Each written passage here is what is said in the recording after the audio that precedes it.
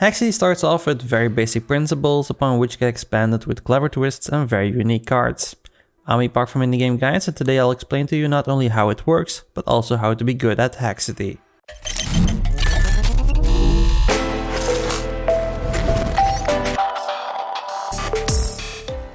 Haxity is basically completely built around a rock paper scissors game. Moves are always one of three types: melee, skills, and ranged. Now, as with rock paper scissors, each type defeats one and is powerless against the third one. Melee beats skill, skill beats ranged, and ranged beats melee. You don't need to memorize this, as this will always be displayed in the bottom left of the screen during fights, but understanding it is key to winning the game. As with most card games, the entire fights are set up out of turns. Now, each turn you will draw a few cards from your deck which you can place in 3 slots. The order of the attack always goes from left to right. But you won't know which cards your opponent will be placing in these 3 slots until you have confirmed your choice. When you're just starting off with the game, this might feel a little bit like gambling because you have no clue what the other person is placing in his slots. But later in this video we'll talk about how to make some educated guesses on which kind of cards he will be putting in his slots. Once you've confirmed your choice, you will enter the second phase of each turn, the hack phase. Now, first off, you will see which cards your opponent has placed in which slot. Based on the cards both of you have slotted, cards will be cancelled. Now, this basically means that the attack won't go through. Obviously, you will know when a card gets cancelled because it will be marked with a bright red skull. Now, there are mainly 2 reasons why an attack can be cancelled. First off, it may depend on the type of the card. For example, if you slotted a melee skill and your opponent has a ranged card slotted, your attack will be cancelled, like we talked about in the start of this video. Now, the second reason is if both moves are of the same type, the winner can be determined by the speed of the move. Now, fast moves will always beat normal moves and slow moves will always lose to normal moves. And if both moves are of the same type and speed, they will be both executed. You can always easily see the reason why your card is being cancelled by this little message between the 2 slots. Now let's quickly go over the general layout of the move cards so you know what to expect when you slot it in. Now, as you can see, you can easily see what type of attack each card is by its color and the letter in the top right corner. In the top left side you can see how much damage it will do, and if there is a second number next to it, it means that it's a multi-attack. If there's nothing but a cross, it means it's a support card. But to see what it does extra, you just need to check the card text below the picture, or you can hover over the card during battle to get more elaborate explanations. But it would be very boring if you couldn't do anything when one of your attacks gets cancelled. Now, for that reason, the second phase of your turn, the hack phase, allows you to use hacks. Now, hacks are basically cards drawn from a separate deck that enable you to manipulate the outcome of a fight.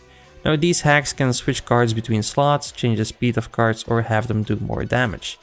Players will take turns playing hacks by paying their energy costs until they can no longer do so or pass.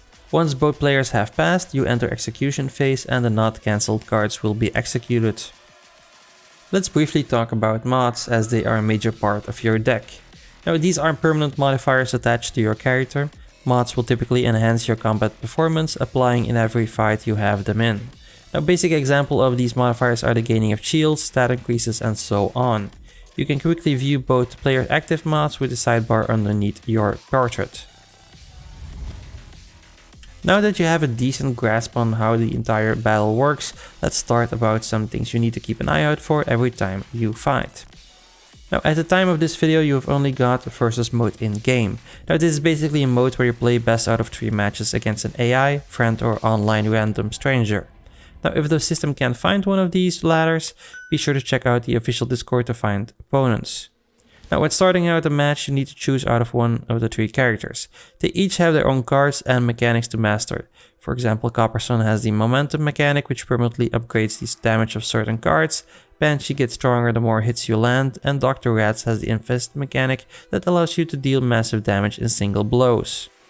At the start, I would suggest to play Copperson, but as you get more feeling with the game, just be sure to check all the other ones out because they're all awesome. I had fun pretty much with all of them, especially Dr. Rats. But once you've decided your character, you need to start building your deck.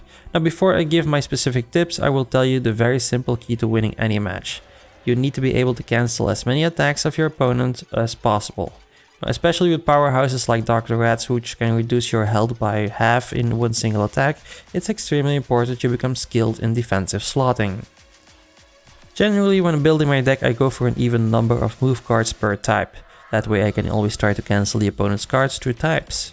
Besides this, I also generally look out for cards that naturally have fast speed, sometimes depending on which slot they get. So that way we can either try to cancel out the opponent's attacks due to the difference in type or because of the speed mechanic. Of course, try to also use cards who are part of your character's unique mechanics, as these can be very strong, going from the Infest from Dr. Ratz or the Momentum from Copperson.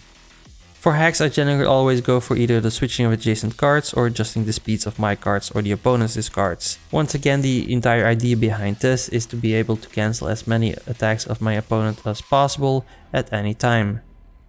To be able to make an educated guess on which kind of attacks are coming your way, you should always go check at the start of each match the opponent's deck in the top right corner. You'll not only get to see which cards he has in his deck, but in the bottom left there will also be this little pie chart that shows if he has more cards of a specific type. Now if he does, the bigger the odds are he will be using that specific type during his turns. You can also check his discard pile to keep track of which moves are no longer available to him. Between matches you'll get the cash that you can spend on card packs, and if you're confident in your deck you can go get some additional mods, as these permanent modifiers are always awesome and never disadvantaged. But personally, I often use my cash to get more move cards of a specific type. For example, if the opponent has a deck that is mainly made out of ranged cards, I will be stocking up on skill move cards so I can cancel out most of his attacks. Now I think this is a decent moment to end the guide, because with this video you should already have a decent handle on how the game works and do better than most rookies will, because you know what you should watch out for. So go out there, play some matches and keep these tips in the back of your mind. Now if you found this guide useful, be sure to give the video a thumbs up so other people can find it too. And if you like getting the best guides for your favorite indie games, be sure to subscribe, since it's what we're all about here at Indie Game Guides. I want to thank you for watching, and I'll see you in the next one.